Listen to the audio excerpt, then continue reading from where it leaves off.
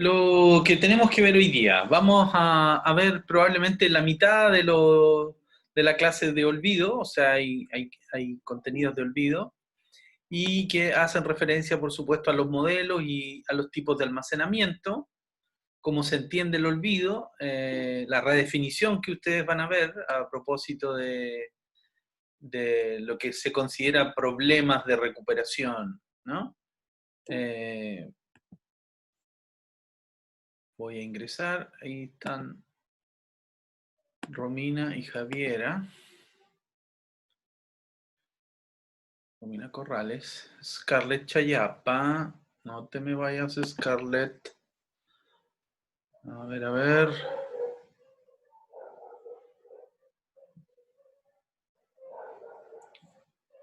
Ahí ingresó Scarlett. Ok. Ya. Errores de memoria.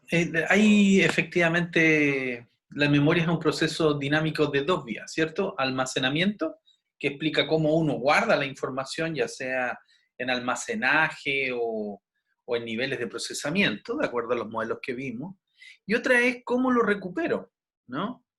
Eh, en ambas versiones se admite entonces que la memoria de muy largo plazo no tiene límite. Y por tanto, si algo pasa a la memoria de muy largo plazo, uno debería recordarlo. Ahora, si no lo recordamos bien, es porque hay un problema, hay un error, o en la codificación que sirvió para ingresar el contenido, o en la recuperación, ¿no? Entonces, en ambos intervienen diferentes factores. Sabemos que la memoria no es perfecta, y entonces diferentes factores van a afectar a la capacidad de retención a lo largo del tiempo. El olvido, entonces, se define como la imposibilidad de hacer patente o actual un recuerdo determinado, ¿no? Estoy ingresando a Kimberly, a Paulina. Kimberly Chow. En el primer caso, ¿no? La causa puede estar en el fallo ocasional de los mecanismos o sistemas de rememoración, permaneciendo intactos los depósitos de la memoria. Entonces, esto es medio paradojal, porque si la memoria no se daña, entonces en el fondo no hay olvido. Claro. Hay olvido definitivo. En el olvido definitivo, la amnesia permanente, los depósitos corticales o las vías del recuerdo quedan destruidos definitivamente, ¿no? Y eso es a propósito de... buenas tardes, Kimberly. ¿No? De los cuadros degenerativos, de injurias cerebrales, de accidentes vasculares cerebrales, etc. Vamos a ingresar a Catherine Flores, ya le vi. Entró Levi. Estoy esperando que entre Catherine Flores.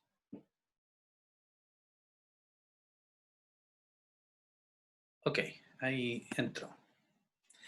Entonces, en el olvido definitivo, insisto, los depósitos corticales o las vías del recuerdo quedan destruidos definitivamente. Recordamos por asociación de tal forma que cuando hacemos patente un fragmento de memoria, activamos otros fragmentos que se asocian a él en el momento de formarse, ¿no? Entonces, estas áreas de asociación o estos patrones, porque uno lo puede explicar en términos cognitivistas o también lo puede explicar en términos conexionistas emergentistas, ¿no? Eh, Se supone que cuando uno recuerda, uno no recuerda unimodalmente, si bien es cierto, hay información visual, también hay información semántica, hay información auditiva, ¿no? Entonces, para recordar, muchas veces necesitamos complementar este tipo de información. ¿Y qué significa eso? Que si yo olvido el nombre de algún autor, por ejemplo, lo que hago como estrategia, ya la tengo como estrategia de vida, es visualizarlo, ¿no? Pongo su cara, Ahora, si no me acuerdo de la cara o nunca supe la cara, de la cara de la persona que me lo explicó, ¿no? O que me lo contó, o de la fuente desde donde la saqué, ¿no? Si no recuerdo la fuente, bueno, ya ahí ese es un mayor problema porque significa que evidentemente hubo error de codificación, fue muy débil el tejido asociativo y por tanto tiende a diluirse. Entonces, ojo, recordamos por asociación de tal forma, eso quiere decir que cuando recuperamos, nadie tiene conciencia clara de cómo es que recupera. Tú lo que haces es, a ver, ¿en qué fecha nací? ¡Pop! Y aparece la fecha, ¿no? Ahora, si digo, ¿en qué fecha nació mi madre? Ya es un problema. En mi familia, yo, por ejemplo, no soy el único. Siempre confundimos los cumpleaños de mi madre con los de mi hermana mayor, ¿no? Yo sé que una nació el 9 y otra el 10 de octubre. Y ahí estamos. Nunca sé cuál es cuál. ¿Ah? Eh, la verdad no sé. La verdad no sé. Por tanto, la activación, ¿no? La activación de una parte de la red enciende el resto de la red, ¿no? Y por eso que este sistema normalmente es eficiente, ¿ya? Está ingresando Angel de nuevo y Pilar Guevara por primera vez. Hola, buenas tardes. Entonces, el fallo en la codificación o en la recuperación es lo que constituye el olvido. El fallo en la codificación es cuando el material nunca fuera almacenado adecuadamente, cuando no se llega a aprender el material, ¿no? Y el fallo en la recuperación, esto tiene que ver que en el acceso al material de la memoria a largo plazo, los recuerdos perdidos, en el fondo hay claves de recuperación, que se diluyen en el fondo, o efectos de fenómenos psicológicos como la represión en el caso de Freud, ¿no? El olvido en el psicoanálisis tiene un sentido súper claro, ¿no? El olvido es una forma de negar, ¿no? De alguna manera hay ahí una... buenas tardes, Pilar. Una forma de, no vamos a decir de agredir, pero sí de desconfirmar. Entonces, bueno, es tremenda agresión, ¿no? Viene entrando Ana Paula Subso. Profe, ¿qué significa MLP? Memoria a largo plazo. Memoria a largo plazo.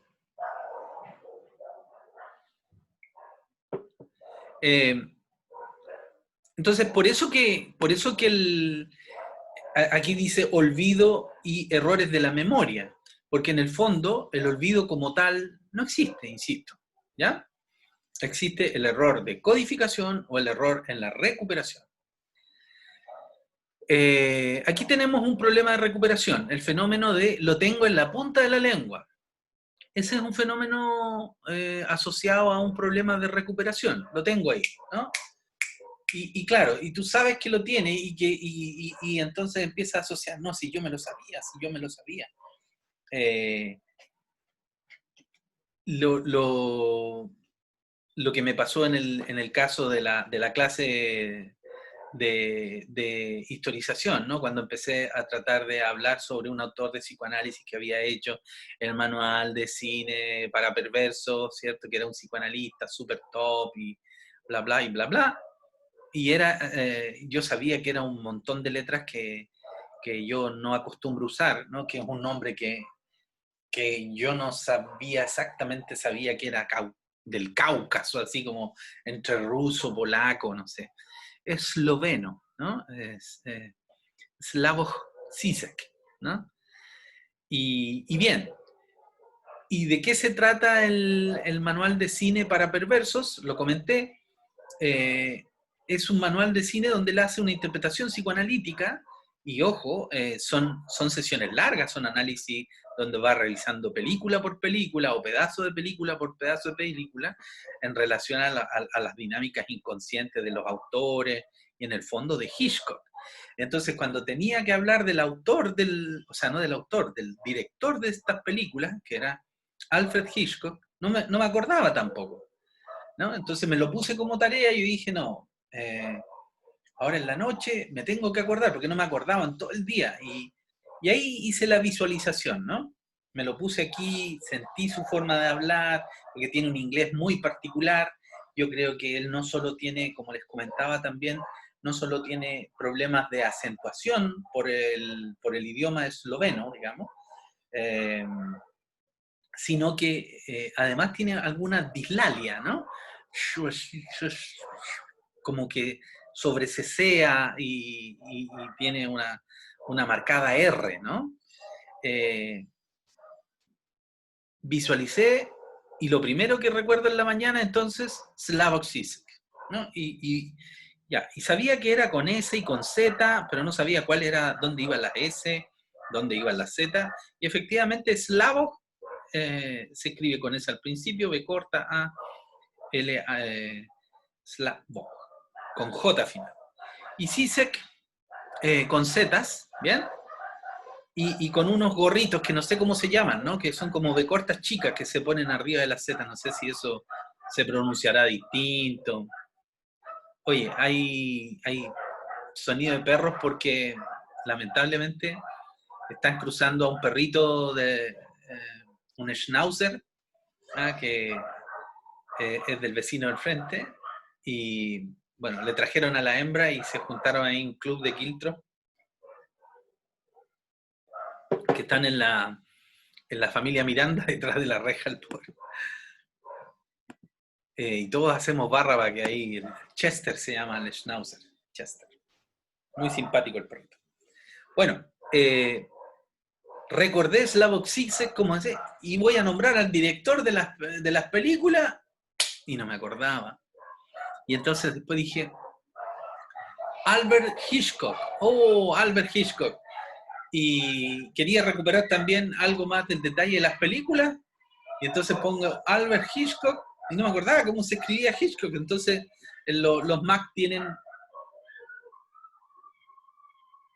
esta cuestión de Siri, ¿no? Entonces Siri te pregunta qué deseas y tú le dices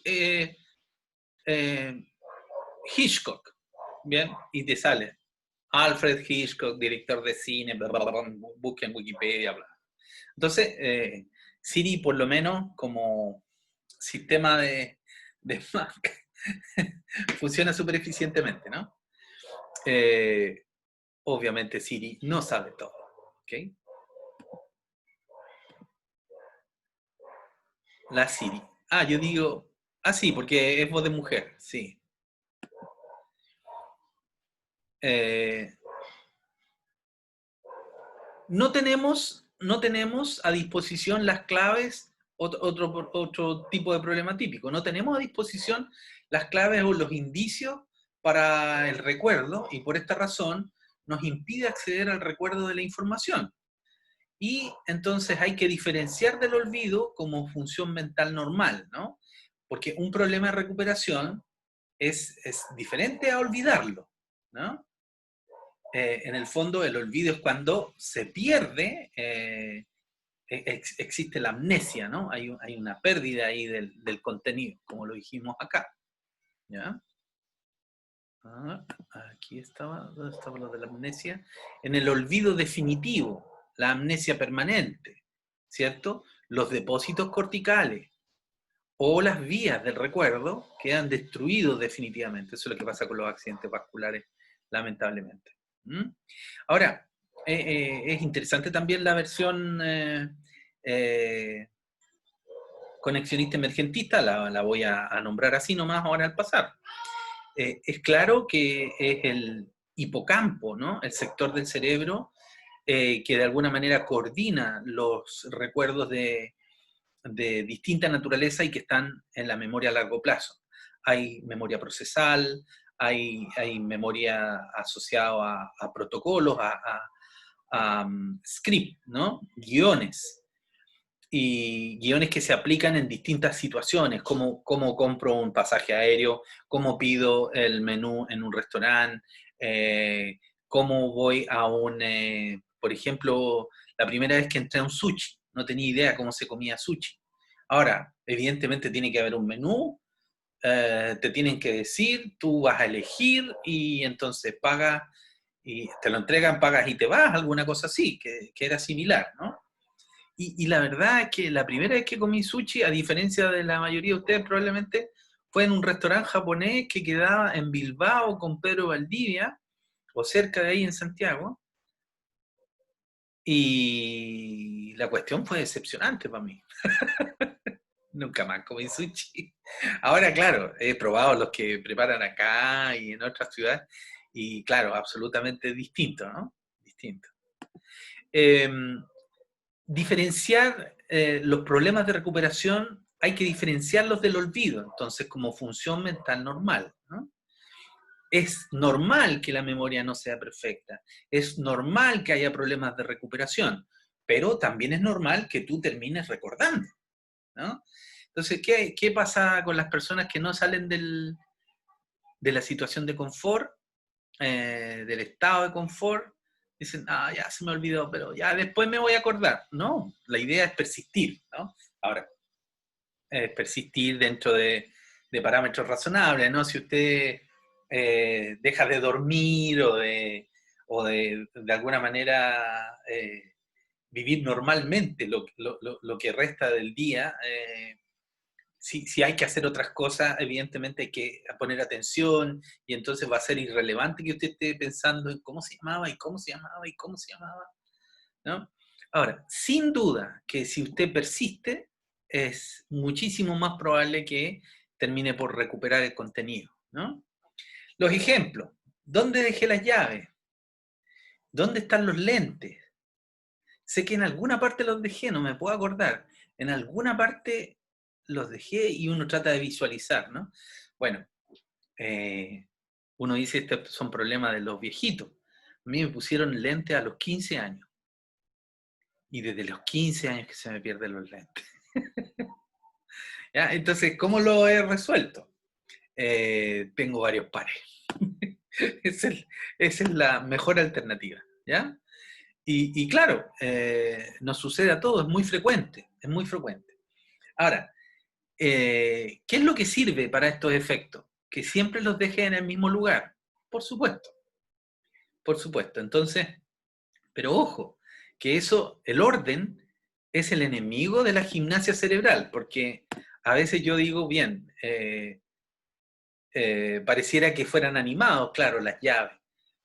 Si yo no dejo las llaves en el llavero, por ejemplo, ¿m? Porque yo entro a la casa y normalmente hay otra llave en la chapa, por dentro, ¿no? Porque ahora que estamos en pandemia y desde el estallido social ponemos llave a la reja. Yo antes no ponía llave a la reja. Bastaba con el Lu, pero el Lu, mi perrito, está tan viejo que ya ni ladra el pobre, aunque el otro día casi se comió al cartero, el pobre cartero. No, no fue el cartero, fue el señor de la cuenta de la luz.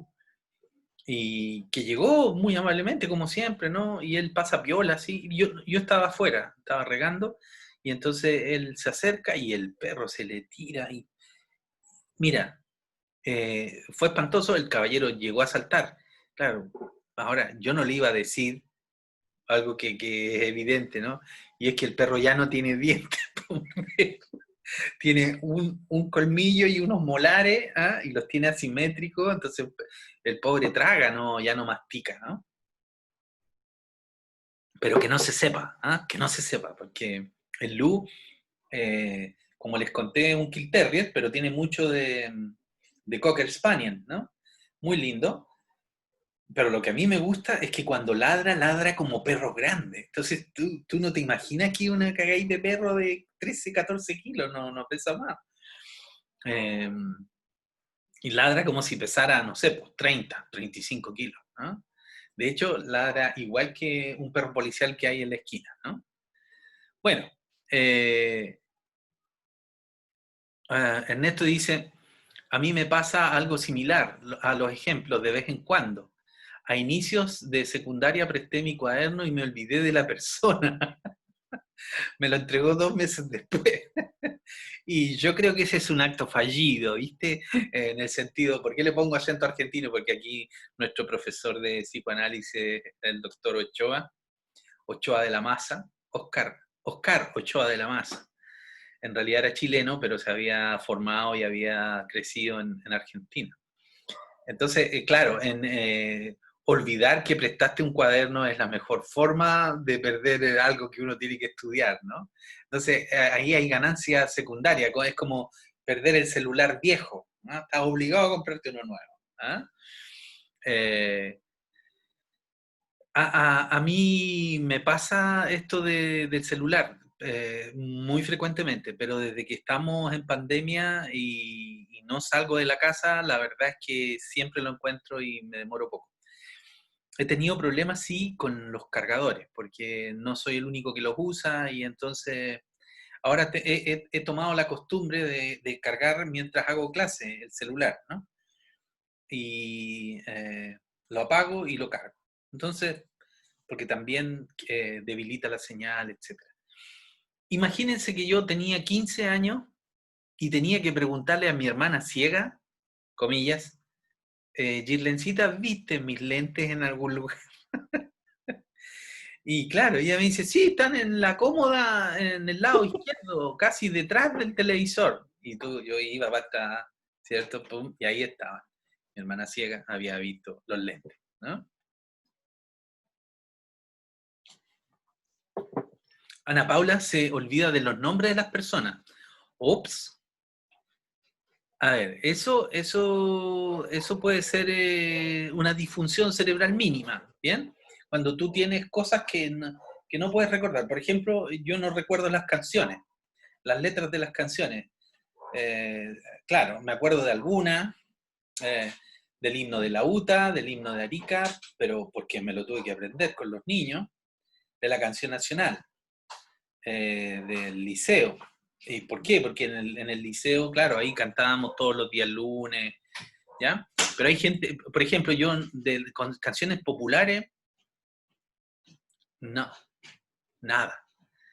Entonces yo no sé a qué hora se aprende la gente las canciones, pero yo escucho música popular, pero no tan fanáticamente, y la música que me sé, o sea, les puedo silbar un área de la ópera, La Flauta Mágica, el área de La Reina de la Noche. Hay un área preciosa ahí. Se la puedo silbar, me la sé de memoria. Pero habré leído, no sé, unas 1000 veces la letra y no me la sé. No me la sé. La Marsellesa también, por otras razones tengo que cantarla a veces y siempre se me olvida, ¿no? O cuestiones populares, ni hablar. Los pollitos dicen sí, las canciones de Mazapán, que es un grupo de canciones preescolares, ¿no? Que se usan típicamente. Eh, entonces, Ana Paula, si tú olvidas solo nombres de las personas, entonces puedes identificar el rostro y dices, ah, sí, esta persona la conozco, pero ¿cómo se llamaba? ¿Cómo se llamaba? Bueno, ese es un tipo de fallo característico, ¿no? Entonces tendrías que buscar eso en internet y hacerte los test de memoria, ¿vale? Eh, Profe, ¿Sí? ¿la memoria también tiene que ver con el interés que uno tenga en el tema? Absoluta y completamente. Absoluta y completamente, sí. Sí.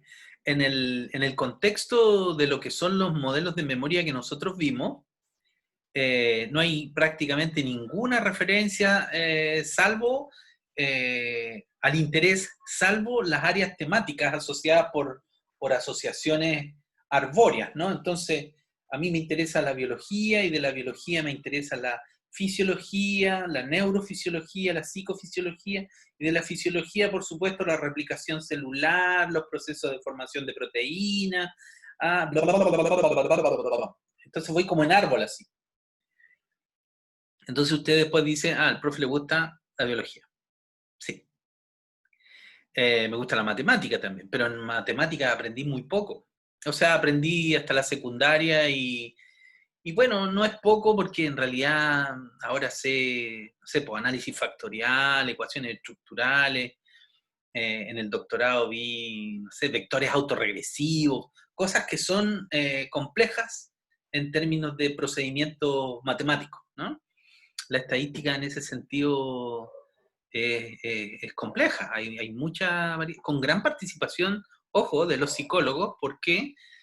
Porque en el afán de mejorar el rendimiento de los test, su validad, la confiabilidad, su validez, no validad. Validad es una contracción entre validez y confiabilidad. Son las características que uno le pide a un test, ¿no? Validez es que sepamos lo que está midiendo y confiabilidad es que siempre mida lo que decimos que va a medir, ¿no? Y que si se lo paso un día o se lo paso 2 años después, no sean tan distintos los resultados, ¿no? Ernesto, por ejemplo, dice, yo soy malo con las fechas. Eh, ok, ok. Y entonces a ver, es distinto ser malo con las fechas, porque las fechas normalmente pueden ser asociadas, ahí hay trucos, ¿no? En cambio, el no recordar los nombres de las personas sí tiende a ser un problema más. Claro, Ana Paula dice, pero siempre me acuerdo de la cara. Claro, claro. Ahora, a lo mejor estamos exagerando. ¿Por qué? Porque, a ver, yo sacaba la cuenta con una colega con la que hago supervisión de que había atendido en un momento, hace poco, ¿no? Hicimos la cuenta, del orden de 3.000 pacientes adictos entre Iquique, Arica, Santiago. 3.000 pacientes. Y yo te aseguro que no me he olvidado ni uno, pero no me acuerdo los nombres. Ahora sí, tengo unos que son característicos, por decirlo, que, no sé, y son nombres súper eh, especiales, por decirlo de alguna manera, ¿no? Son eh, un paciente que se llamaba, no les puedo decir tampoco, pero no es Gómez ni Gutiérrez, no son los típicos apellidos, ¿no? Eh, Cristal dice, pero las canciones son lo más fácil de recordar, creo. De hecho, yo aprendí memorizando con un ritmo, con ritmo. Sí, sí, lo que no quita que aprender cantando pueda ser más entretenido, pero el no recordar las canciones, en mi caso, yo creo que tiene que ver también con una disfunción cerebral menor. No, el cerebro normal no existe. Y no es porque a mí no me gusten las canciones, ojo, Pilar, ¿eh? A mí me encanta cantar. De hecho, creo que tengo buen oído. O mi hermano, que es fonoaudiólogo, me dice, no, si cantáis bien, hazme la quinta, la segunda, la no sé cuánto. Y yo, si me muestran cómo es, claro, con una hermana ciega también, los ciegos son así, bro. ¿Ah? No, te desafinaste. No, porque las últimas 3 sílabas te cambiaste de tono. No, no. Yo, "Ah, ¿cuál sílaba?" El nivel de distinción que tienen los ciegos efectivamente es mucho mayor, ¿no? Eh, Entonces, con lo sí, que usted dijo, quizás no recuerda muy bien las canciones porque no le llama mucho la atención. ¿Por eso? Ese tipo eh, de canciones. no, si hay canciones. A ver, en mi tiempo, por ejemplo, cuando quedé soltero, eh, mira, y ahí tengo problemas para recuperar, ¿te das cuenta? Eh, Hay un cantante español, lo visualizo perfectamente, visualizo su cara, los temas, los videos, los habré visto 100.000 veces y no me acuerdo. Ahora me acordé, Sanz, ¿no? Alejandro Sanz, que era para cortarse las venas, ¿no? Así, músicas románticas, así, dolorosas, ¿eh? Pero pídeme que te cante una, no tengo idea. Soy incapaz de reproducir. Ah, puedo decir sí, ese es Alejandro Sanz, claro. Y Profe, cuando. Dígame. sabe que a mí me pasa lo mismo. Em, a mí igual me gusta cantar, me gusta la música. Puedo recordar una melodía, la puedo tararear, pero nunca he tenido la capacidad de aprenderme una canción. Creo que una vez que canté para el colegio de mi hijo, me aprendí una y la canté entera, pero ahora no la recuerdo.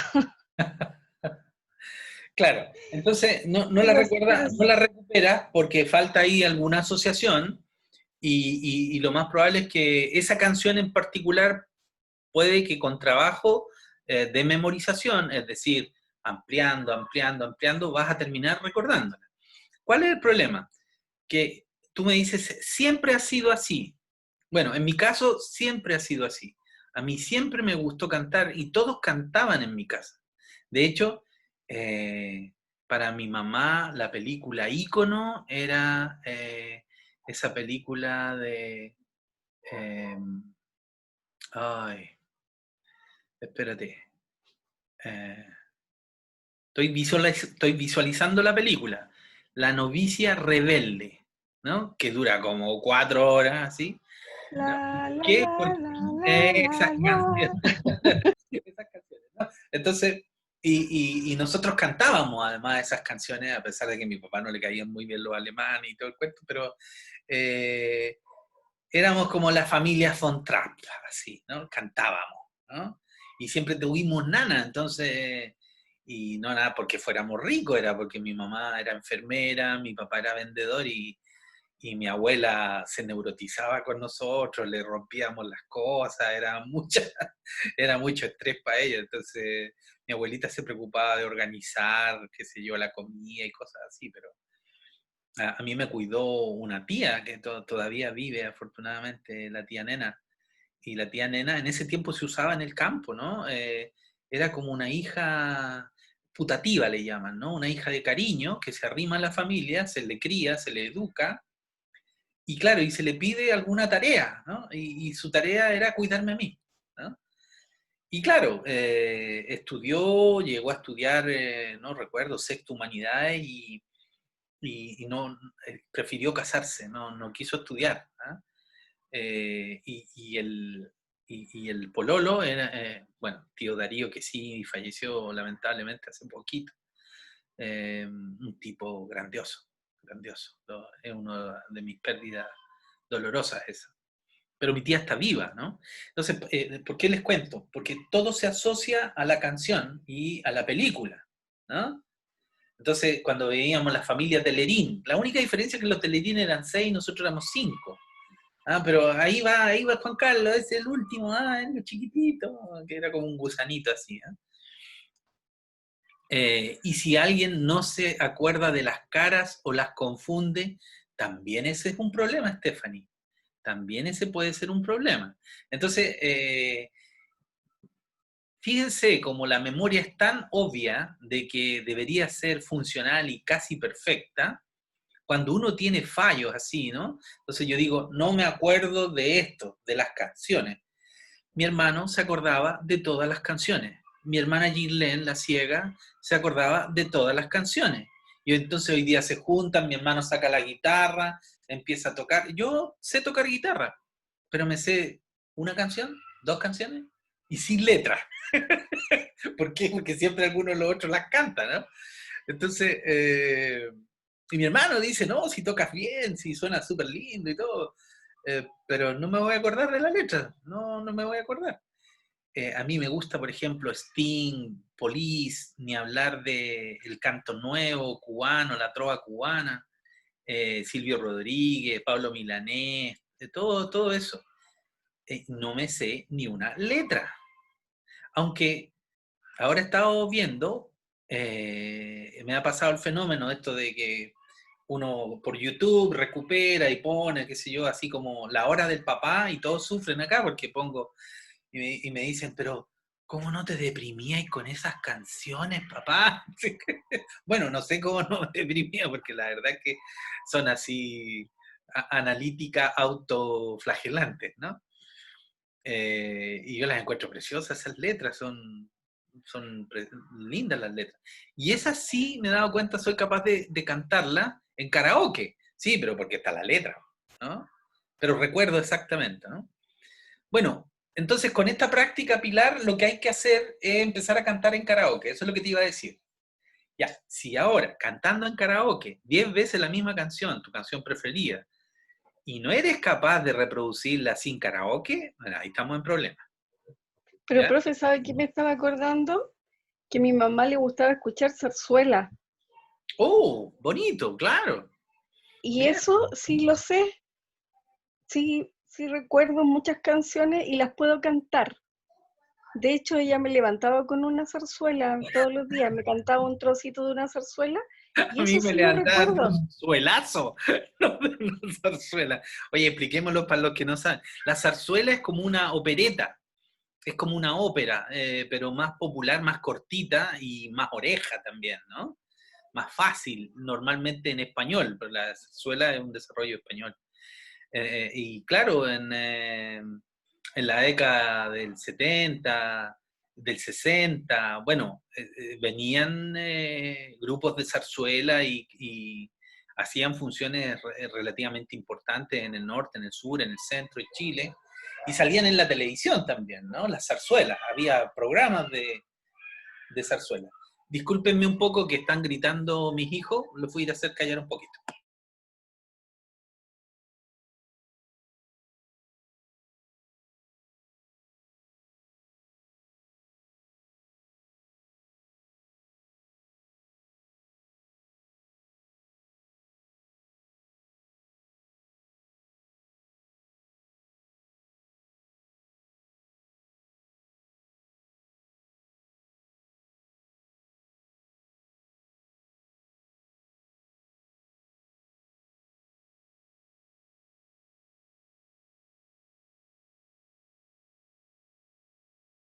Disculpen que les llene de estos detalles domésticos, pero imagínate que el otro día vino una vecina a preguntarme si había maltrato, quería saber, porque mi hija se pone a jugar y grita, pero como chancho, ¿ah?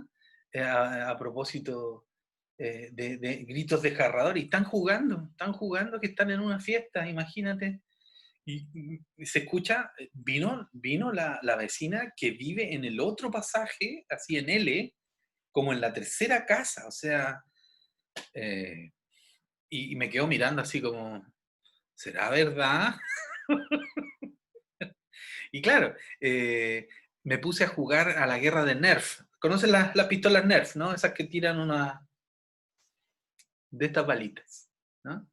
Que son inofensivas porque son muy blanditas, pero esta parte es un poquito más densa, entonces realmente cuando la pistola Nerf está buena, salen rápido y llegan así a 5 10 metros, no hay Nerf a 2 kilómetros, no es como esos juegos de bolas de pintura, no. Estos te pueden pegar acá en la cara y no te hacen daño. En el ojo te pueden dañar, sí, ¿no? Entonces tenemos la regla de no tirar a la cara. Y hacemos guerra cada 4 o 5 días, como forma también de entretenerlo. Y llegaron los vecinos, porque estaban gritando. Y claro, yo no me doy cuenta. Ahora estoy sensible porque escucho los gritos y pienso que van a venir, ¿no? Y a reclamar, porque efectivamente los alaridos son muchos. A ver, al respecto de la pregunta de Carla, hay algunos casos donde personas inocentes fueron encarceladas mediante testimonio visual. No hay nada más frágil que el recuerdo visual. No hay nada más frágil. O sea, no, esto es tan así, Ernesto, es tan así que las pruebas de testigos han sido cuestionadas. Entonces, hoy día tiene muchísimo más valor un registro cinematográfico de imagen, de algún tipo de imagen, que la de un testigo de habla, digamos, porque es muy fácil descalificarlo eh, en relación a la capacidad de reconstituir y de reconocer, ¿no? Eh, yo no sé si han visto esos programas, hay unos programas en History y en Discovery Channel que he visto, donde hacen como que van a citar a estos encuentros de parejas, encuentros ciegos, ¿no? Primeras citas ciegas. Entonces llega el tipo, un tipo normal, así, ingeniero, de oficio normal, no tiene ningún problema ni neurológico ni nada, y en mitad, o sea, lo recepciona la moza, la persona que atiende en el restaurante, le cubre el pedido, le dice, no, tráeme esto, esto, otro. El tipo espera, llega la niña, ¿no? Que es una actriz, ¿no? Y se sienta, empieza a conversar, se presentan, bla, bla, y él pone atención a lo que están hablando. Sin embargo, le dice, discúlpame, tengo que ir al baño, pum, vuelve y se cambian los roles, ¿no? La que hacía de mozo o moza adquiere el rol de niña, de persona invitada, y al revés, ¿no? La que era la invitada pasa a ser la moza. Y el tipo no se da cuenta, no se da cuenta. ¿Qué es eso? ¿Cómo no se va a dar cuenta, no? Bueno, tiene que ver con estas cegueras y con estos procesos de decodificación. Ahí estamos hablando de que si el encuentro lleva 3, 4, 5 minutos, no hay memoria a largo plazo ahí. Entonces, si tú le preguntas cómo era o qué vestido traía, y de hecho han hecho experiencias así brutales, así, la niña se cambió, esta vez no cambiaron a la niña, sino que le cambiaron el vestido a la niña. Cada vez que se paró, la niña volvió con un color distinto, así rojo, azul, verde. Ni porque eran colores básicos, el tipo se dio cuenta. Entonces tiene que ver con el estrés, con qué es percibir, ¿no? Bueno, pero eso lo vamos a ver más para la percepción que con la memoria. Pero sin duda, el reconocimiento visual es una cuestión que si no está hecha adrede, así, específica, yo tengo que acordarme de esta cara, ¿no? Yo tengo el problema de que me acuerdo de las caras y como les contaba, con tanto paciente, me acuerdo del paciente, me acuerdo de su historia, me acuerdo de sus problemas, me acuerdo de su situación, me acuerdo de todo lo clínico, pero no me acuerdo el nombre. ¿Ah? No me acuerdo el nombre. Entonces le digo, hola, ¿cómo estás? Y claro, nos saludamos afectuosamente porque yo sé quién es él, ¿no? Pero no me acuerdo el nombre. Y claro, eso puede ser parte definitivamente de un problema de deterioro. ¿Mm? Ahora con el teletrabajo, horror. Me llaman paciente antiguo y los confundo. Confundía a uno. Y claro, porque era medio familiar de otro, y la foto no era de él, digamos, era al parecer o de un familiar muy cercano, ¿no? Entonces no tuve claves, y claro, y me da el apellido, que es un apellido muy especial, o sea, es extranjero, y lo confundí, ¿no? Y pensé que era otro. Y lo empecé a tratar como si fuera el otro, y me dice, eh, eh, parece que usted se está confundiendo conmigo, ¿ah? Me está confundiendo con otra persona. Afortunadamente todo esto antes de darle la hora, ¿no? ¿Te imagináis? Te empiezo a atender y a veces me pasa que tengo pacientes no se les ve la cara, ¿no? Yo trabajo de voluntario y trabajo también en mi propia consulta, y en los voluntarios, por ejemplo, tienen situaciones familiares complejas. Yo atiendo tarde, a las 10 de la noche, entonces ya no puedo. ¿Por qué? Porque en el caso de este paciente, tenía que salir de su casa para poder hablar. ¿Y dónde te quedas ahí a las 10 de la noche? ¿Ah? Y además ahora con toque de queda no se puede. Entonces, bueno, él no pudo seguir, no pudo seguir. No todos están ahí, probablemente como ustedes, como cómodamente sentados con el celular en su pieza o en algún lugar de la casa, ¿no? No, te tenía que salir, y de hecho las muy buenas sesiones que tuvimos, las tuvimos creo en un parque, en un estacionamiento, adentro del auto de un amigo, cosas así. Bueno, Carla García, una pregunta anexa. ¿Podemos crear recuerdos falsos o que nunca sucedieron o tienen características en común con el recuerdo verdadero, pero en sí no es el mismo? Es que yo pregunté eso. Ah, sí, claro, claro, efectivamente. Y, por ejemplo, esta misma experiencia de vivir con más hermanos, eh, y mis hermanas siempre tenían otra percepción, especialmente una de ellas, que es la más crítica, siempre ha sido la más crítica, la más, era, entre comillas, la oveja negra en la familia. En realidad no es oveja negra, es súper responsable, pero era la más pesadita, ¿no? Y siempre se acordaba de las cosas malas, ¿no? De conductas de mi papá, de mi mamá. Es que ustedes no se acuerdan cómo eran con nosotros. Y claro, yo decía, eso lo vivieron antes que yo naciera, no sé. Hasta que nos empezamos a mirar con mi hermano así. ¿Y quién fue el papá de esta loca? Y efectivamente, ¿no? Efectivamente que nosotros vamos validando los recuerdos. ¿Ah? Y uno lo valida así en tercera persona, casi como deshaciendo el recuerdo y poniendo otro en imágenes, ¿no? También eso se ha hecho, los gringos han hecho todos esos trucos. Por ejemplo, vi una versión en televisión chilena hace muchos años, fue, no sé, unos 15 años, 10 años, en que mostraban que a un niño, o sea, a un joven, en su niñez, había ido Don Francisco a su cumpleaños, ¿no? A un cumpleaños número 3, número 4. No, si mira, Don Francisco estuvo, si aquí está la foto, y está arreglada la foto, evidentemente. Ah, pero aparecía Don Francisco. Eh, bueno, eso y otras cosas, eso se puede instalar absoluta y completamente. Y fíjate que la persona, mientras te deje bien o no haya un perjuicio para tu historia y para tu autoestima, el propio sujeto no cuestiona, acepta, ¿no? Si es algo que le da igual o mejor estatus, lo acepta, no hay crítica, ¿no? En cambio, si es algo que es crítico, por ejemplo, me muestran una foto con una persona con la que se supone yo había tenido intimidad y no la tuve, ¿no?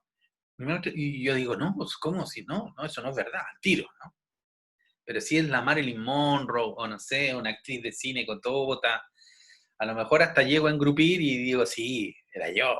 ¿Ah? Eh, la memoria es absolutamente maleable.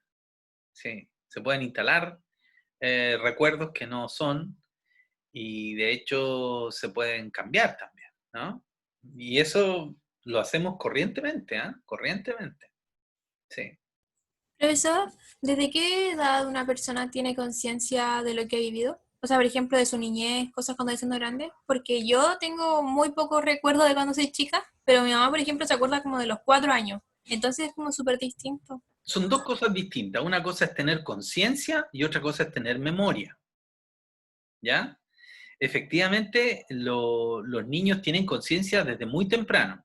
Tienen orientación espacial, se dan cuenta de ellos mismos, de su propio esquema, de que hay cosas que tienen, otras que pierden, ¿no? En ese sentido, todo eso es muy temprano. Pero lo que se va perdiendo, Cristal, es la capacidad de recuperar, ¿no? Los recuerdos. Y eso pasa también por este fenómeno que le llamamos poda neuronal. Es como para que el cerebro, en el fondo, cada cierto tiempo, ciclos de 7 a 9 años, plantean algunos, eh, eh, define caminos sinápticos y los que no se usan, ¡pum!, se cortan. Entonces, en el fondo, es muerte cerebral funcionalizada para que el sistema funcione mejor. ¿Mm? Y claro, y ahí tú pierdes montones de recuerdos, que si no tienes fotos, no tenés cómo recuperarlo. Yo pensaba el otro día, ¿qué recuerdos tengo yo de mi padre a los 6 años? Son poquísimos, poquísimos. Recuerdo sus caricias, recuerdo cómo se reía, la voz, ¿ah?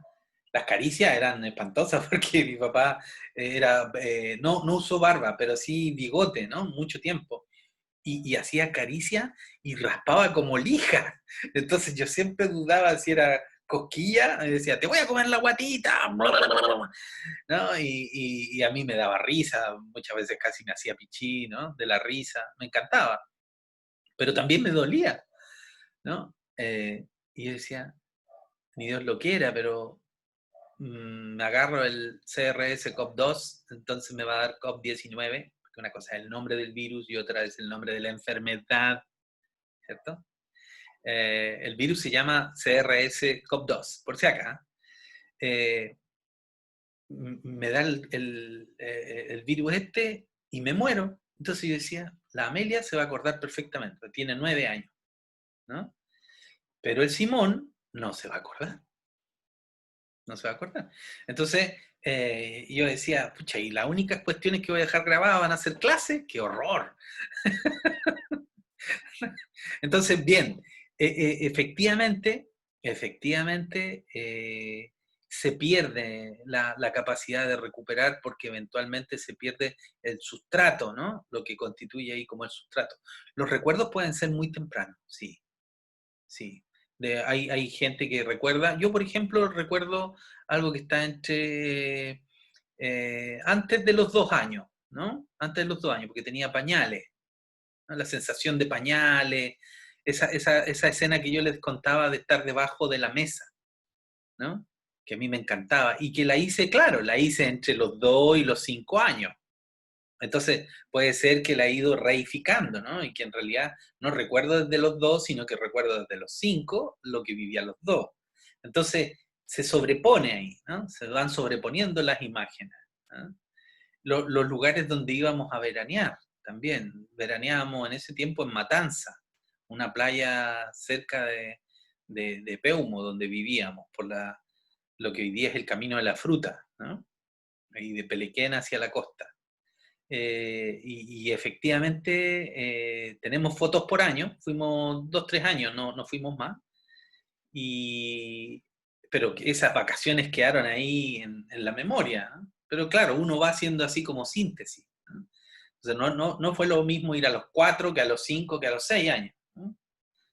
Es normal que uno tenga muy pocos recuerdos, sí. Entonces, profe, ¿no hay como una edad exacta o aproximada? Mm. Lo que pasa es que sí la hay, si efectivamente hay recuerdos significativos. Y tú te puedes dar cuenta cuando recuperas olores, cuando vas a las casas donde viviste. A mí me tocó vivir eso fuerte. Nosotros tuvimos que salir rápido de Peumo porque mi familia, mis padres eran comunistas. Entonces nos relegaron, mis papás estuvieron detenidos ambos, están en el informe Balich. No, bueno, mi mamá no quiso salir por cuestión de dignidad, no quedar en la historia. En cambio, mi papá sí, quiso salir y él, no sé, el 21.000 no sé cuánto.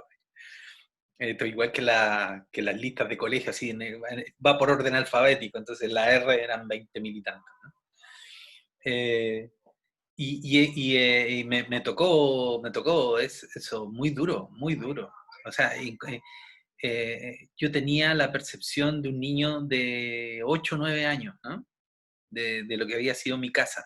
Y cuando volví, tenía como 30 y fue impresionante porque la casa estaba igual, ¿ah? Con otros habitantes, por supuesto, gente a la que le habíamos vendido la casa. Y como que todo lo habían achicado así, ¿no? El patio que para mí era grande, era un patio común y corriente nomás, ¿no? Pero para mí era una cancha de fútbol así, ¿ah? 10 metros para allá, 100 metros para allá. Era súper cómico. Y uno decía, ¿cómo aprendí a andar en bicicleta en este patio? O sea, no... Y claro, y había un patio conectado con otro patio y a su vez con otro patio, ¿no? El patio del palto, el patio, donde estaban los parrones, qué sé yo, unas plantas muy lindas, y el patio naranjo, ¿no? Entonces eran 3 patios. Y eran patios chicos nomás. Y claro, era una casa quinta, ¿no? Entonces yo después busqué lo que era quinta, y es la quinta parte de una hectárea o algo así, ¿no? Entonces no era un terreno grande, pero para mí era gigante, ¿no? Y claro, cuando lo vi, yo dije, pero ¿cómo?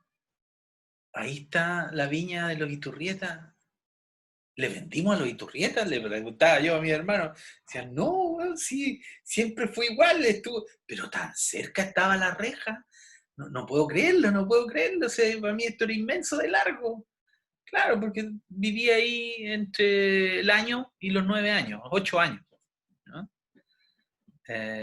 Duro, duro eso, ¿no? Entonces, por ejemplo, eso te señala al tiro, los árboles eran los mismos, no habían cortado ningún árbol. El parrón era el mismo, ¿no? Había un níspero, un palto, unos naranjos, al lado derecho del terreno había duraznos, había manzanos, pero los más ricos eran los damascos, unos damascos deliciosos, ¿no? Y hacíamos ahí, ¿por qué? ¿Por qué hacíamos ruca ahí? Porque caían los damascos en verano, entonces se las quitábamos a las hormigas, los limpiábamos y para adentro, mira, comiendo damasco. Y después nos daba lipiria, ¿no? Que era el dolor de guata, así, ya. Lo mismo con la ciruela. Bueno, el único árbol que yo nunca entendí por qué, para qué servía, era un olivo. Y el olivo era una cosa así piturrienta, así, flaca, ¿no? Y una vez creo que probé una aceituna y dije, ¿para qué esta cuestión? Nunca vi que lo usaran, las abejas tampoco se ponían ahí, porque mi papá era apicultor. Bueno, cuento corto, no hay una edad. Y lo más probable es que si tú encuentras cosas de ese tiempo, te vas a acordar, ¿no? Eso es lo hermoso que tiene la memoria. El olor, por ejemplo, cuando riegan la tierra en el campo, ¿no? El olor de la mañana en el campo. No estoy hablando de pesticidas, de caca de vaca, no, no, no. Es un olor a tierra húmeda, a humedad. Son recuerdos. Y efectivamente generan un estado afectivo, ojo, ¿no? Entonces, la mayoría, como decía Pilar, ¿no?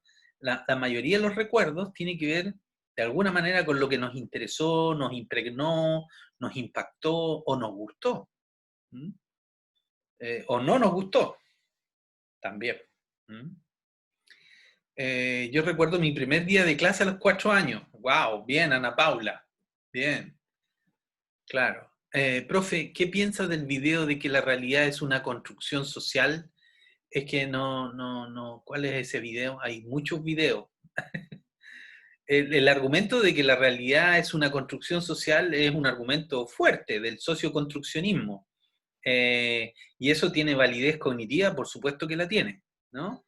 Si no, ve todo el argumento sociológico y antropológico y la mayoría de la sociología tiene como fundamento eso, la construcción social de la realidad, Berger y Luckmann, ¿ya? Clásico eso. No, no he visto, no sé a qué video te refieres, pero me imagino que debe ser asociado con Berger y Luckmann. Me da volar, yo no recuerdo casi nada, dice Krista. Es como un vacío. Sí, pero ojo, ojo, es porque no has reconocido. A lo mejor, no sé si te ha pasado, pero averigua dónde viviste, ve y ve, chequea si es que efectivamente recuerdas o no. Yo me acordé de muchísimas cosas cuando fuimos a Peumo y fue un viaje realmente reconstitutivo, porque salimos mal de ahí nosotros, sufriendo, ¿no? Sufriendo como familia, como niños también. Para nosotros se nos quebró la infancia y fue durísimo. Bueno, a propósito de la memoria emotiva, ¿no? Toda memoria es emotiva, ¿eh? Eso no es que una nomás, ¿no? Si yo, la biología me acuerdo de ella porque me encanta, porque me gusta. Profe, Dígame. y a mí me pasó cuando yo era niña, mi papá nos llevaba a Valparaíso ¿Ya? para el 21 de mayo para los cañonazos. Era como una tradición. Ya. Y ellos bailaban tango, mis papás. Y en Valparaíso habían como campeonatos, entonces yo recuerdo así como varias veces que fuimos. Y yo era pequeña, muy pequeña. Entonces una vez, usted sabe que en Valparaíso son cerros, las casas están como, siempre tienen escaleras adentro. Sí. Digamos, las habitaciones no están en un mismo piso. Entonces fuimos a una casa y yo nunca había ido porque era un amigo de mi papá de la infancia y era la primera vez que íbamos a esa casa. A mí me pasó que yo no tenía necesidad de ir al baño y como yo era chiquitita, me arranqué nomás, po. Miré y empecé a buscar y paso por un pasillo de la casa y empecé a mirar unas fotos y las fotos yo las empecé a reconocer en mi memoria. Y llegué al baño y después todos me empezaron a buscar, asustados, y me encontraron. Y el dueño de la casa me dijo que cómo yo había llegado al baño, porque era un lugar así como súper difícil de llegar. Y yo dije, no, que yo me acuerdo de esta casa y yo la conozco. Y yo tengo eso tan real en mí y siempre me he preguntado que por qué yo conocía esa casa. Mira,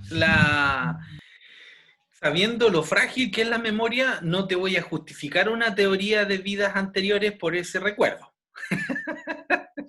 Yo siento como No, que...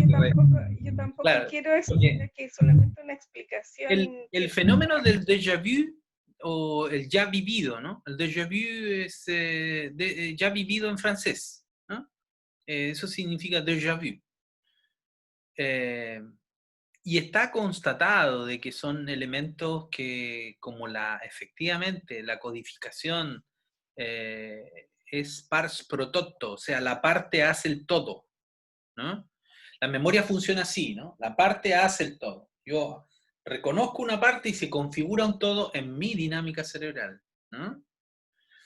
Entonces, a mí me ha pasado con una amiga que conocí en Santiago en el año 2000, ¿no? Claudia Gutiérrez. Claudia Gutiérrez. Y me encantaba la Claudia, era profesora de educación física, trabajaba para una empresa, a medias con su pinche pololo, nunca supe si estaban casados o no, pero sabía yo que ella tenía una relación importante con él, ¿no? Y me la encontré como 10 años después, ¿no? En Ricardo Lyon, ahí con Lota, por ese barrio, y en Providencia, y le digo, Claudia Gutiérrez, ¿cómo estás? Y la niña me dice, oh, estoy súper bien, me encanta que me saludes, pero yo no soy Claudia Gutiérrez. Y me morí de vergüenza, weón. ¿Y qué iba a hacer? Porque además la abracé así con cariño y todo, fue súper planchoso, pero era igual a como yo recordaba. Y después me di cuenta de que ella, la verdad, se veía igual a como yo recordaba a la Claudia Gutiérrez hacía 10 12 años.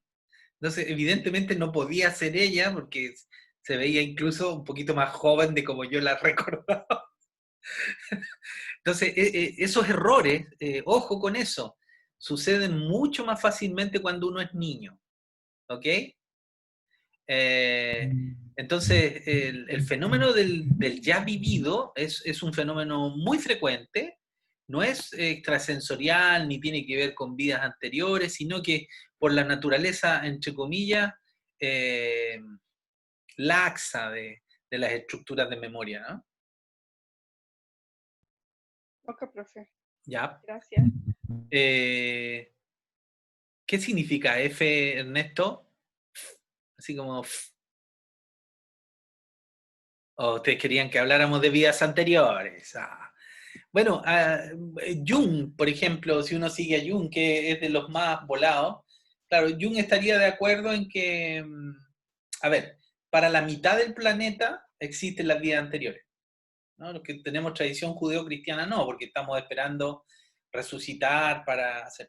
Bueno, pero todos los que creen en la teoría de migración de las almas, que son los brahmánicos, los taoístas, los budistas, ¿no? Entre esos tres nomás, entre taoístas, budistas, brahmánicos son todas las religiones de la India, la tesis es que uno vive varias veces, ¿no? Hay una rueda kármica que te hace volver y volver a vivir hasta que después de morir vuelves a reencarnar por la ley de causa-efecto y todo esto.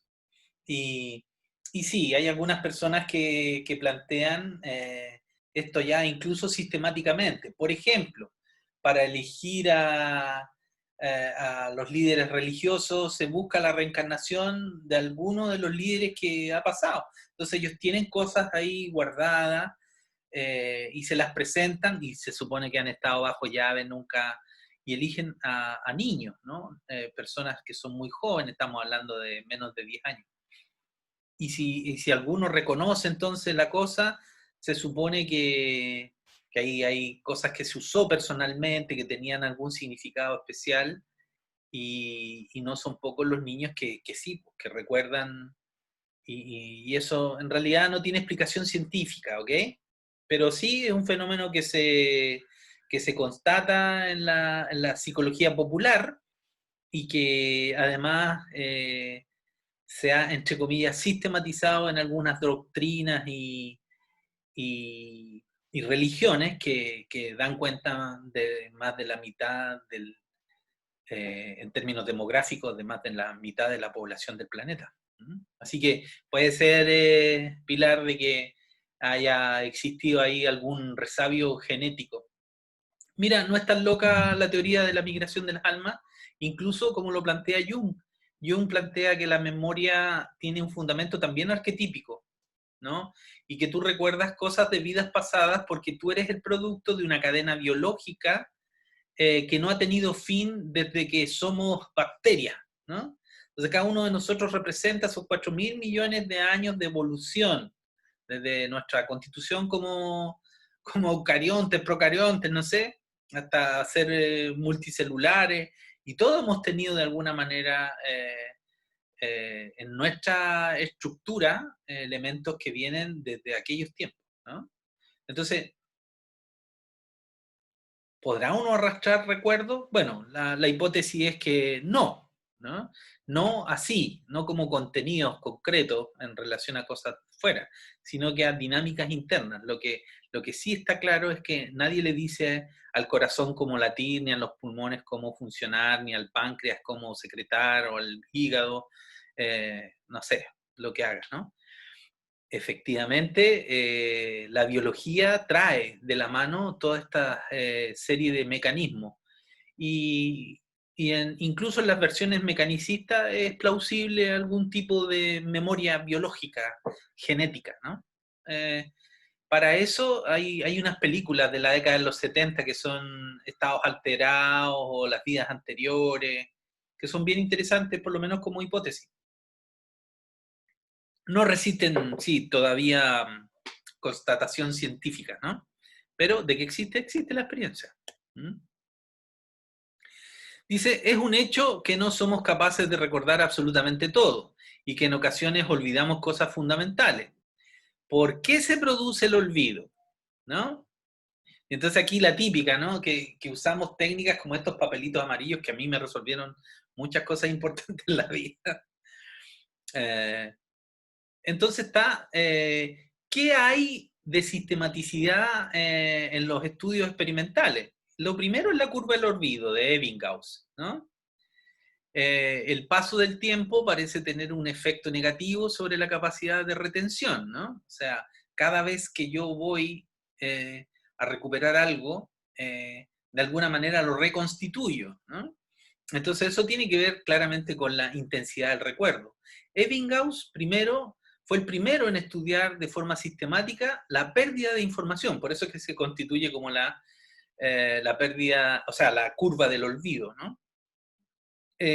Como efecto del paso del tiempo, definiendo lo que se conoce como la curva del olvido de Ebbinghaus.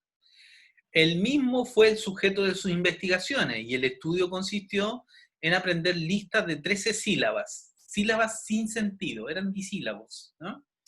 Entonces, posteriormente evaluó la capacidad de retención o de recuperación con intervalos entre 20 minutos y un mes. Entonces, se hacía la prueba. A ver, ¿cuánto recuerdo ahora? Pasaron 20 minutos, listo. Recuerdo tanto. Después de 1 hora, recuerdo tanto. Después de 4 horas, recuerdo tanto. Después de 24 horas, recuerdo tanto. Después de 72 horas, y así, ¿no? Cada vez ampliando el plazo. Y el resultado fue muy interesante. Los resultados es que se genera el mayor olvido al inicio, ¿no? Disminuyendo notoriamente con el tiempo. Entonces, después de cierto tiempo, se recuerda siempre lo mismo. Es una función logarítmica. O sea, para ustedes sería así. Ah, creo que la tengo. Ahí está, ¿no?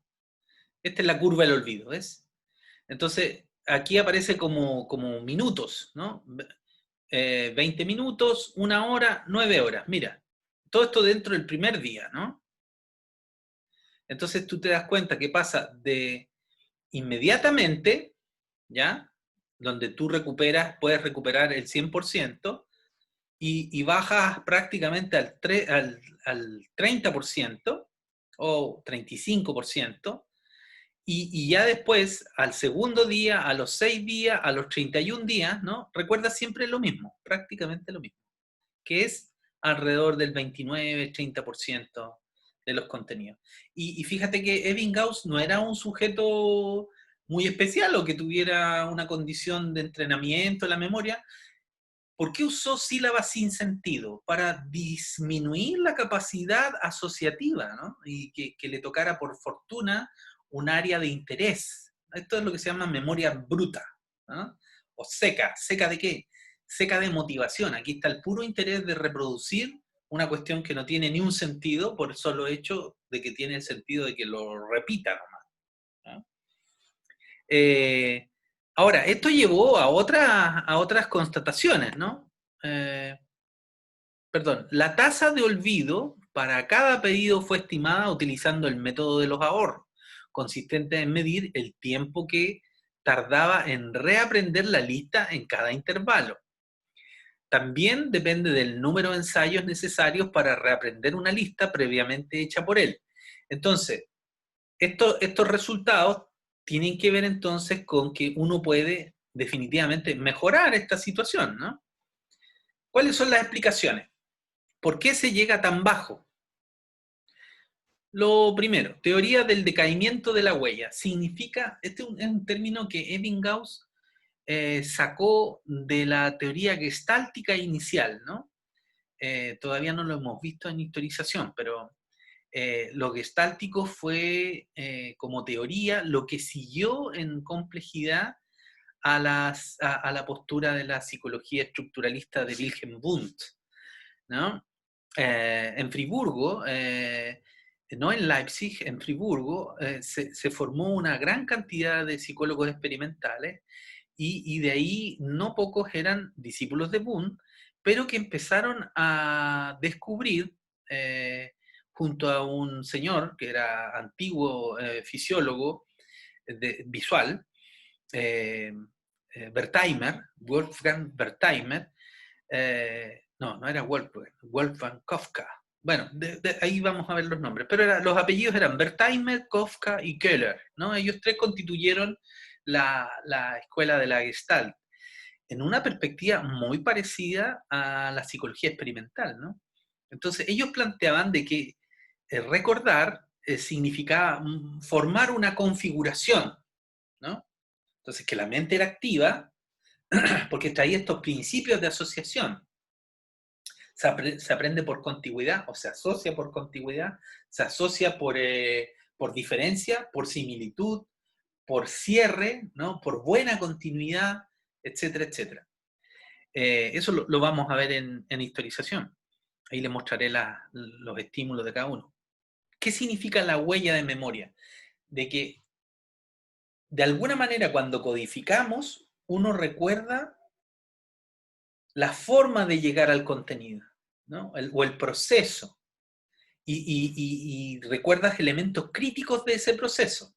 No estoy diciendo que sean elementos críticos emocionales. No, críticos en términos de que si me acuerdo de ese pedacito, me acuerdo de todo el resto, ¿no? Se arma la gestalt. Esas huellas se debilitan, se deterioran con el paso del tiempo. Como le ocurre a una montaña, de forma que las imágenes persistentes sufren cambios que afectan cada vez más a su naturaleza, ¿no? La erosión, el viento, la lluvia, etcétera, ¿no? Esa es la metáfora. También hay otra postura que dice, mire, es una interferencia en realidad, ¿no? Entonces uno olvida porque hay interferencia. Y según la cual las imágenes anteriores están cada vez más superpuestas, por así decir, y cubiertas por las posteriores, ¿no? En ese sentido, estoy entrando a Javiera Chambilla por si le habla alguien, ¿ya? Hay alguien en el chat, déjeme ver. ¿Qué? Cristal, pregunta nomás, pregunta. No. No era lo que ha dicho Ernesto, no era de la clase. Ah, ya, perdón. Es que ahora justo me apareció. Hay cierto lag ahí, una demora en el tema de ser atingente. La teoría del decaimiento de huella es gestáltica. La teoría de la interferencia es asociada, la vamos a ver, se llama proactiva y retroactiva, ¿no? Y la teoría de fragmentación, que supone el desmenuzamiento y la pérdida de los distintos componentes antes que un oscurecimiento, ¿no? Es decir, la teoría de la fragmentación tiene que ver ya con algún tipo de daño, ¿no? Por tanto, el olvido de una información o un conocimiento ocurre de manera progresiva, ¿no? Esta teoría explica cuánto tiempo se puede conservar un contenido en la memoria si no se ejercita suficientemente, repasando y refrescando el recuerdo. Entonces, por eso que es tan grato juntarse con amigos, ¿no? Yo la verdad que me da una lata juntarme con mis compañeros de liceo porque era un liceo patriarcal, lleno de abusos, matones, tontos pesados, sí, pero teníamos buena onda en el curso. Yo recuerdo con mucho cariño, lamentablemente ahora se murió uno de ellos, uno de mis mejores amigos, Gerardo Donoso, que era ingeniero civil informático, estudió en la Federico Santa María y trabajaba en el servicio de computación de la Universidad Católica. Él era el jefe de operaciones, así como ¿ah? El que mantenía los sistemas ahí andando. Y bueno, le dio un infarto. Bueno, le dieron varios infartos y había estado bien. Y empezó esto de la pandemia y su señora viajó para ver a su mamá, todos seguros de que él iba a estar bien, y el fin de semana largo, ¡pum!, se murió. Fue horrible. Horrible. Bueno, horrible para nosotros, para él seguramente también le debe haber dolido. Bueno, ¿qué quiero decir? Que cuando uno recupera esas asociaciones es súper entretenido. Es súper entretenido. Hay algo ahí que yo no había experimentado. Yo me junté con ese grupo después de prácticamente, no sé, 45 años. No tanto no. A ver, porque yo los dejé de ver cuando tenía 17 años. 17 años. Sí, pues, 40 años. 40 años sin verlo. Entonces, cuando me encuentro con mis mejores amigos, tenían algo así parecido, ¿no? Pero imagínate que había uno al que yo le decía chincolito, que me llegaba a la oreja, ¿no? Y me encuentro con un tipo que es más grande que yo. Y bueno, yo no soy alto, mido 1,70 m. Soy chico, o sea, chico, normal chico, ¿no? Y este era más chico que yo, o sea, le decíamos chincolito. El chincolito es un ave chiquitito, flaquito, es más delgadito que el zorzal, incluso es más feble que un gorrión, ¿no? El chincolito, y canta muy lindo, chincol. Bueno, este chincol, que era mi amigo, Alexis Salazar Quesada, es un tipo así. Pero tenía la misma dislalia que cuando salió de cuarto medio, entonces bueno, excelente alumno, mejor futbolista. Yo estaba seguro que él iba a ser así como Messi o algo así. Y bueno, fue un horror descubrir de que el fútbol era súper feo. Porque él efectivamente se fue a probar a Colo-Colo en cuarto medio, lo metieron en un colegio que prácticamente le regalaban las notas. todo porque jugara y fue seleccionado nacional, pero no le gustó el ambiente súper... Me decía que era un ambiente muy bruto, muy imbécil. Él es un tipo crítico, sin duda, ¿no? Pero el fútbol como que le decepcionó así, ¿no? Mira lo que pasa, el efecto del repaso. Ahora yo puedo decir, claro, a las imágenes que tengo de la década del 70, porque ahí estudié con ellos entre el 81 y el 77, o 70, claro, 77 porque entré en séptimo, ¿no? Mira, si uno repasa, esto es si uno no repasa, esta es la curva del olvido, ¿no? Normal, ¿no? Mira con un repaso cómo sube el porcentaje de recuperación, ¿no? Entonces tú al tiro tiras en forma significativa, ¿no? Con 2 repasos, esto es con un repaso, con 2 repasos, con 3 repasos, estamos hablando de los mismos estímulos, ¿sí? No hay cambio de estímulo. Entonces, en definitiva, yo recuerdo, si yo repaso al tercer día, ¿no? O al segundo día, luego repaso al séptimo día y luego repaso al día 15, mira la curva que se grafica ahí. Es impresionante, ¿no? Entonces estamos hablando de una recuperación del orden del 80% contra una recuperación de 70% contra otra recuperación de 31, 32% y esta nada, cero, no recuperó nada. Cuando no hay repaso, por supuesto, después de cierto tiempo, esto es más o menos cierto, ¿no? Porque las tesis de Ebbinghaus se han reformulado en términos de la calidad de las sílabas, etcétera, etcétera, ¿no? Hay harta ahí. Bien, bien. Entonces, esto representa, en el fondo, el olvido, ¿no? Y aquí lo que vamos a ver es cada una de las situaciones, el decaimiento de la huella, la teoría del desplazamiento, la teoría de la interferencia, ¿no? La amnesia, hasta ahí. ¿Bien? Eso es lo que vamos a ver en la próxima clase. Es súper sencillo, le saqué las partes más complejas, digamos, eh, de modelos y de interferencia más complejas.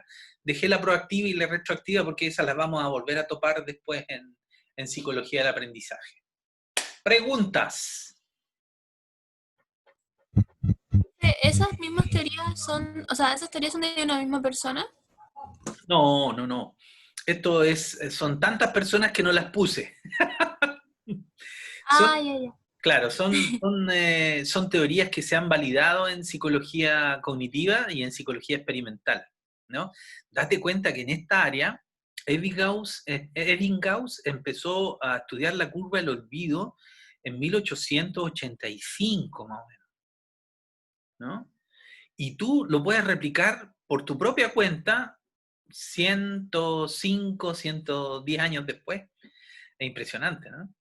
Entonces hay muchísimo paper de eso y claro, los textos de memoria son... el tema de la memoria es uno de los temas que más se ha estudiado cognitivamente, ¿no? Y bueno, y eso también tiene que ver por qué de alguna manera los modelos son tan diferentes unos de otros o son tan especiales, por decirlo de alguna manera, ¿no? Cuando veamos los procesos perceptuales, ahí se les va... Ahí hay mucha menos variedad, hay mucha menos variedad. ¿Y dónde está la complejidad? Simplemente no en el cognitivismo, está en el movimiento conexionista emergentista, ¿no? Porque cada vez se le ha ido poniendo más estructura asociada a la memoria.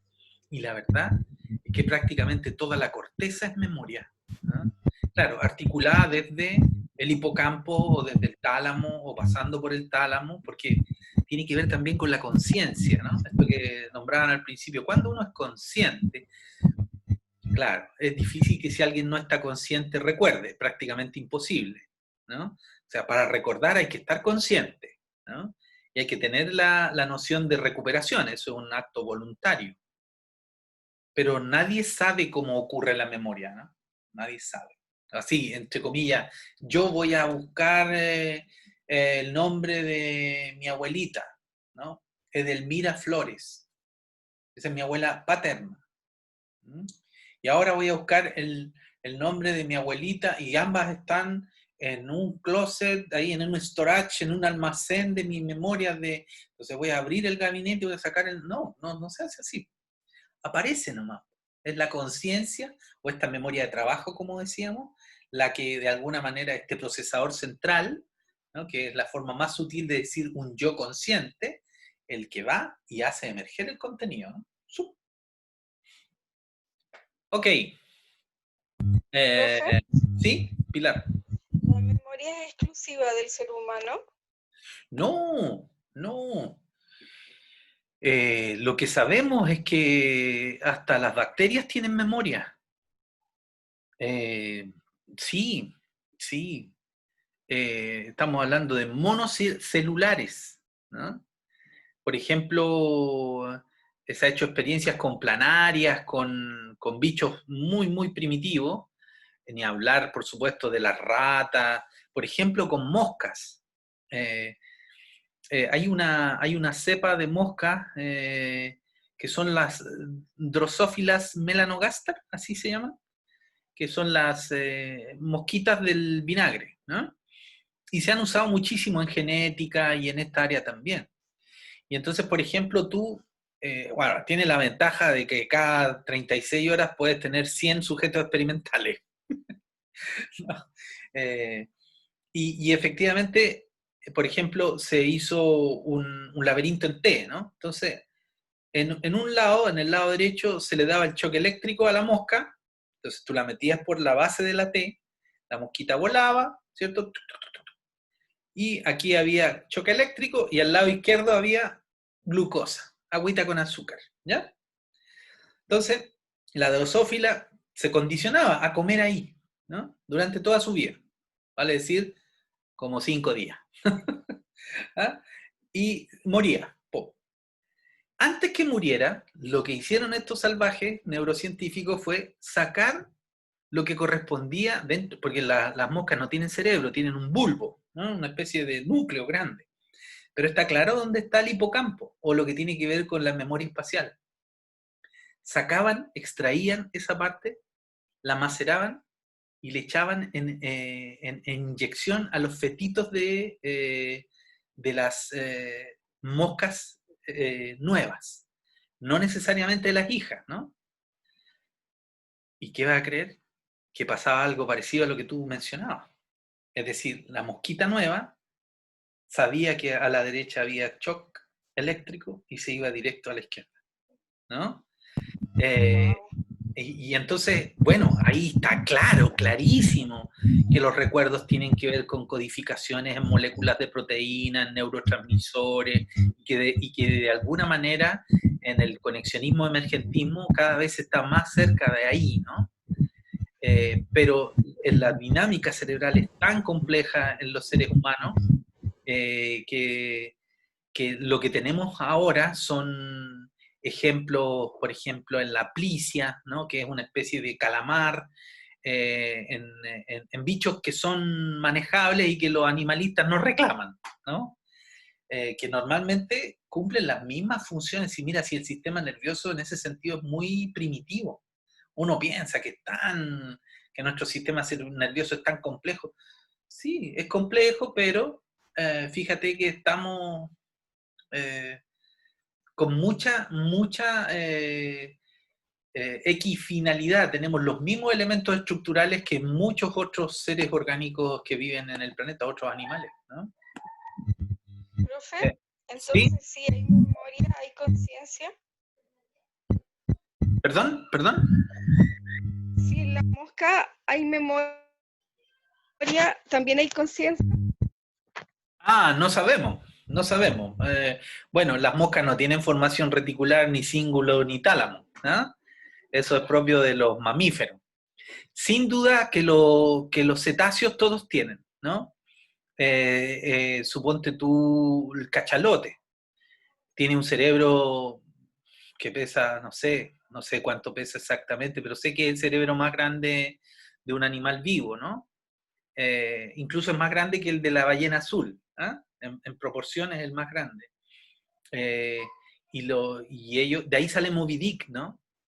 El cuento Moby Dick. Y se sabe que ese cuento no es solo un cuento. Así como en ese tiempo se mataba y se perseguía a las ballenas, recuerden, a mediados y fines del siglo XIX. Y efectivamente era capaz de hacer distinciones muy, muy especiales ese cachalote, ¿no? En rigor sabemos que en general los cetáceos, por ejemplo, los delfines tienen memoria compleja, sí, semánticamente compleja. Pueden reconocer signos muy especiales con las simples técnicas de condicionamiento operante, ojo, ¿eh? Con el esquema conductista se prueba todo eso y resuelven problemas complejísimos, ¿no? Entonces, claro, si entendemos la conciencia como la capacidad de darse cuenta, probablemente todos tienen conciencia. Pero si por conciencia usted hace referencia a la capacidad de distinguir las distinciones que usted hace, ahí no todos tienen conciencia, ¿no? Los humanos tenemos la capacidad de distinguir las distinciones que hacemos. ¿De inferir? No, de distinguirlas como fenómeno. Una cosa es que yo distinga y otra es que distinga las distinciones, ¿no? ¿Me explico? Sí. Bien, esa idea de definición de conciencia es de Humberto Maturana. La conciencia se define como la autoconciencia en los humanos, ¿no? En cambio, hay otros insectos sociales, por ejemplo, las abejas, las hormigas, ¿no? Que tienen conciencia de pertenencia, hacen distinciones lingüísticas, tienen lenguaje, ¿eh? Las abejas visual y de movimiento, corporizado, las hormigas en moléculas de proteína que intercambian como ferormonas por las antenitas, ¿no? Por eso las hormigas se tocan todas unas a otras. ¿Para dónde vais? Para allá. Ah, ¿voy bien o no? Sí, anda. Hay comunicación.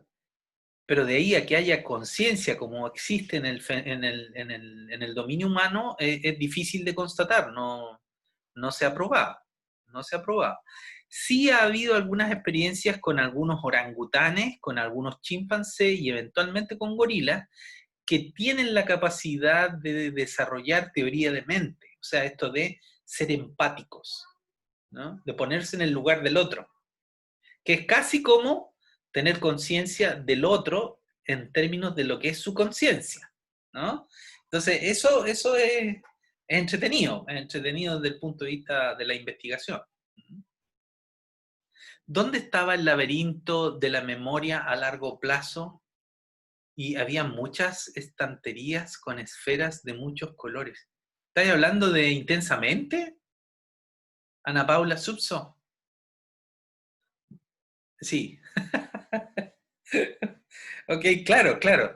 Bueno, esa película presupone modelos de storage, ¿no? De almacenamiento, ¿ah? Y que los contenidos van a ese... Oh, qué penoso cuando se difumina, así se diluye el amigo imaginario, ¿no? Que tenía cosas de gato, de elefante, de osito, ¿no? ¿Subirá el power? Sí, por supuesto que sí, ¿ya? Que esta materia me recuerda a esa película. Sí, por ahora te la recuerda y después ya vamos a pasar cuando pasemos al conexionismo emergentismo y ahí volvemos a la neurofisiología. ¿Eh? Muy bien, lo dejamos hasta aquí, ¿ya? Un abrazo, que pasen un buen fin de semana. Gracias, profe. Nos vemos, chao. Gracias. Chao. Luego, profe, tenga buen fin de... Chao, profe. Ustedes también.